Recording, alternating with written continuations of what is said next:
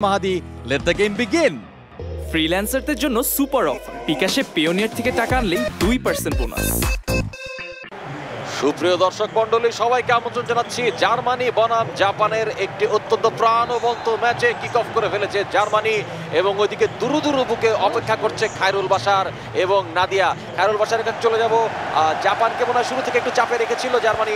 কি মনে হয় আপনার, কি হতে পারে? আমরা আসলে শুরু থেকে আমরাই জার্মানিকে চাপে রেখেছি এবং আমরা গোল দিতে যাচ্ছি এবং গোলটা অল্পের জন্য হলো না, কিন্তু হয়ে যাবে, খুব শীঘ্রই হবে, এখনই হবে। আপনার কি মনে হয় আপনি নিজের টিমকে কুফা দিয়েছেন? আপনি যখন কথা বলতে শুরু করেছেন গোলটা তখন হয় নাই? না না, এটা আমি একদম মনে করছি না, এটা কি ফার্স্ট ট্রাই তো আসলে, তো এই যে এইবার হয়ে যাবে, এবার হয়ে যাবে, এবার হয়ে যাবে। না না, ফাঁকার উপরে পাইছিল কিন্তু বল মাথায় নিতে পারে নাই। ওইদিকে নাদিয়াকে দেখতে পাচ্ছি বেশ টেনশনে আছে। নাদিয়া, আপনার কি মনে হয় আপনার দল কেমন করবে?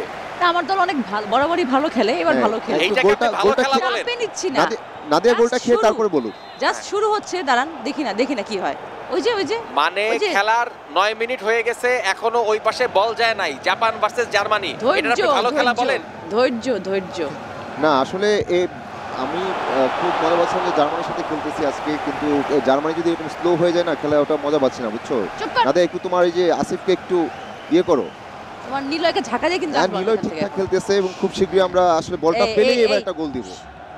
এবং গোল! ও মাই গড! মাত্র 13 মিনিটের মাথায় প্রথম গোলের দেখা পেয়েছে জার্মানি, এবং ওয়ার্নার দিয়েছে গোলটি। দুর্দান্ত গোল, এবং জাপানের রক্ষণ ভাগকে ছিদ্র করে, ছিন্ন ভিন্ন করে গোলটি দিয়েছে জার্মানি।